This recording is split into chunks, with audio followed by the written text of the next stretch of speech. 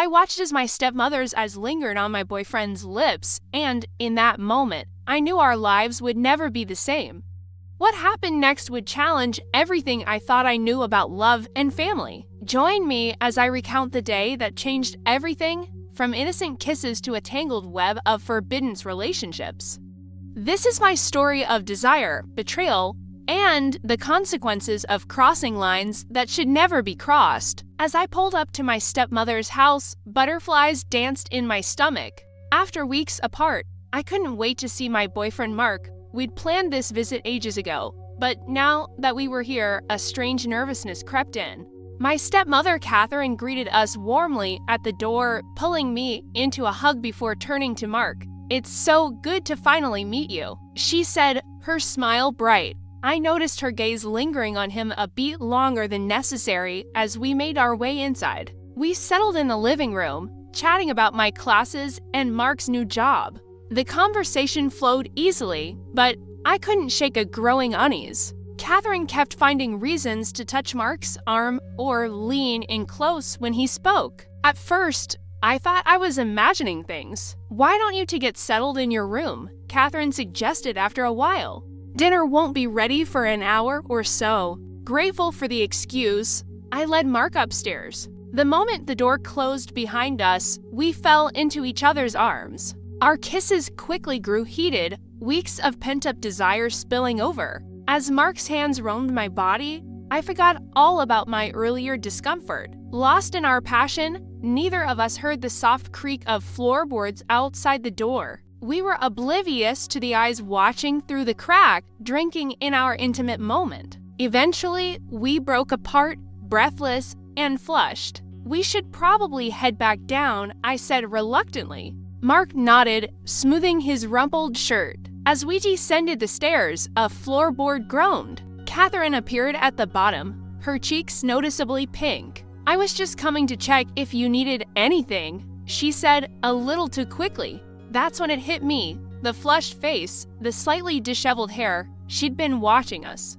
A wave of embarrassment washed over me, followed by something unexpected, a tiny thrill. I pushed the feeling aside, forcing a smile. "We're fine, thanks. Need any help with dinner?" As we followed Catherine to the kitchen, I couldn't quite meet her eyes. My mind raced, trying to process what had just happened. I felt mortified that she'd seen us, but there was also a confusing spark of excitement. Why did part of me feel oddly thrilled that she'd been watching? And more importantly, what was I going to do about it? Have you ever felt a spark of attraction so forbidden it both terrifies and thrills you?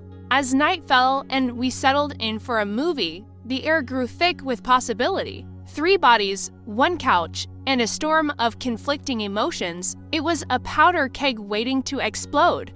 Dinner had been an exercise in restraint. Every accidental brush of hands or lingering glance sent shivers down my spine. I caught Catherine eyeing Mark more than once, her lips curving into a subtle smile. My stomach churned with a mix of jealousy and an unexpected twinge of arousal. After we cleared the dishes, Mark suggested watching a movie. We squeezed onto the small couch, with me sandwiched between them. The room was dim, lit only by the flickering TV screen. As the film played, I grew hyper-aware of every movement, every breath. Halfway through, Catherine shifted, her leg pressing against mine. She leaned forward to grab her wine, deliberately brushing against Mark in the process. I tensed, waiting for him to pull away. He didn't. The air crackled with unspoken tension. My mind raced, grappling with a whirlwind of emotions. Part of me wanted to storm off, to put an end to whatever was happening. But another part, a part I was afraid to acknowledge, felt curious, excited, even. The forbidden nature of the situation sent a thrill through me I couldn't ignore. A funny scene in the movie broke the tension momentarily. We all laughed, the sound filling the room. In that moment of shared mirth, Catherine's hand found mine. Instead of pulling away, I let it linger. Mark's arm, draped behind me on the couch, dipped lower, his fingers grazing my shoulder. Time seemed to slow. I turned to Catherine, meeting her eyes. They were dark with desire, mirroring the need I felt building inside me. Without thinking, I leaned in and pressed my lips to hers. The kiss was electric, sending shockwaves through my body. I heard Mark's sharp intake of breath beside me, but couldn't bring myself to stop. When we finally broke apart, I saw a mix of shock and intrigue on his face. For a moment, we all sat frozen, the weight of what just happened hanging heavy in the air. Then, as if drawn by an invisible force, Mark leaned in. What started as a forbidden kiss quickly escalated into something more, our inhibitions lowered by the charged atmosphere and the wine we'd consumed with dinner. As hands began to roam and clothes were shed, a small voice in the back of my mind whispered that we were crossing a line we could never uncross. But in that moment of reckless abandon, none of us cared about the consequences that would surely come with the morning light. They say the morning after reveals truths the night before conceals.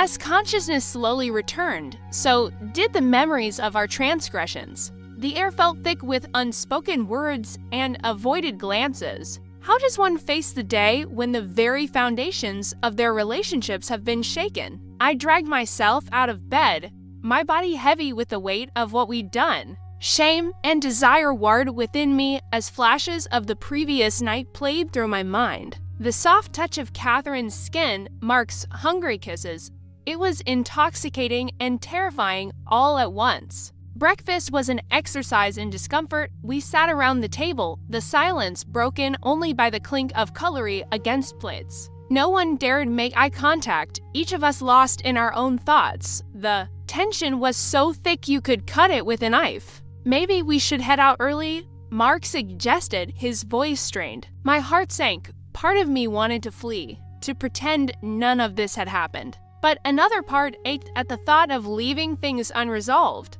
As we packed our bags, Catherine approached me in the hallway. Anna, we should talk about what happened. She began softly. I cut her off, unable to face the conversation. There's nothing to talk about, I snapped, more harshly than I intended. But as I zipped up my suitcase, the emotions I'd been suppressing bubbled to the surface. I whirled around to face Catherine, my voice trembling. Was this your plan all along, to seduce us both? Catherine's face crumpled. No, Anna, it wasn't planned, but ... double quotes, she hesitated, then continued, I've been attracted to both of you for a long time. I never meant for things to go this far. Her confession hit me like a punch to the gut. I stumbled back, my mind reeling. How long had she harbored these feelings? How could I have been so blind? Without another word, I grabbed my bag and fled to the car where Mark was waiting. As we pulled away from the house, I caught a glimpse of Catherine in the rearview mirror, her expression a mix of regret and longing. The world I thought I knew had shattered, leaving me adrift in a sea of confusion and conflicting emotions. How could I reconcile the stepmother I'd known with this new reality, and what did it mean for my relationship with Mark? As the familiar landscape rushed by outside the car window, I realized I had no answers, only a gnawing uncertainty about what the future held. Have you ever felt like your entire world has been turned upside down in the blink of an eye? That's exactly how I felt as Mark and I returned to our normal lives, except nothing felt normal anymore. The aftermath of our encounter with Catherine was about to test the very foundations of our relationship. As soon as we got home, I retreated into myself. The guilt and confusion were overwhelming, and I couldn't bear to face Mark or anyone else. I spent hours locked in my room, replaying the events of that weekend over and over in my mind. How could I have let things go so far?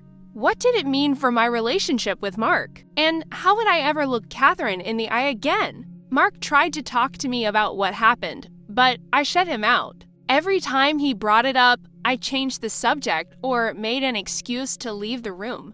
The tension between us grew with each passing day, a chasm of unspoken words and conflicting emotions. Desperate for answers, I turned to the internet. I spent hours researching similar situations, hoping to find someone who could tell me how to make sense of what I was feeling. The stories I found were both comforting and terrifying. It helped to know I wasn't alone, but it also made the consequences of our actions feel all too real. I considered confiding in my best friend, Sarah. She had always been there for me, no matter what. But every time I picked up the phone to call her, fear stopped me cold. What if she judged me?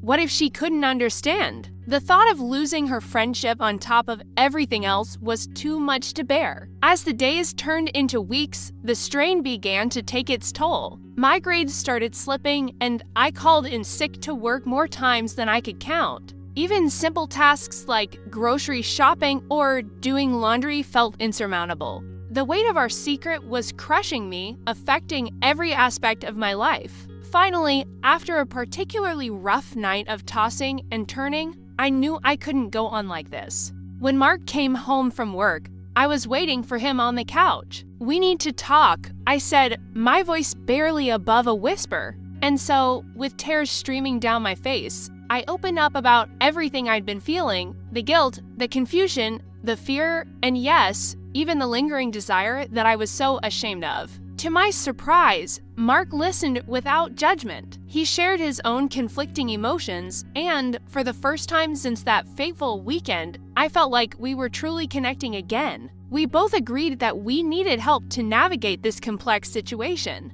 With shaking hands, I picked up my phone and made an appointment with a couples therapist. It was a small step, but it felt like the beginning of a long journey towards healing and understanding. Looking back, it's hard to believe how one impulsive decision changed so many lives. The aftermath of that night with Catherine and Mark forced me to confront parts of myself I'd never explored before. Through therapy, we learned the importance of honest communication and setting clear boundaries, skills I wish we'd had before everything unfolded. While I'm still processing what happened, I'm committed to healing and growth. Our therapist shared that about 60% of couples who seek help after infidelity report improvements in communication and intimacy. It gives me hope that Mark and I can rebuild what was broken. I don't have all the answers yet, but I'm learning to sit with the uncertainty. This experience has taught me that life rarely fits into neat categories of right and wrong. As I continue this journey of self-discovery, I'm grateful for the support around me and the chance to create a healthier future, whatever that may look like.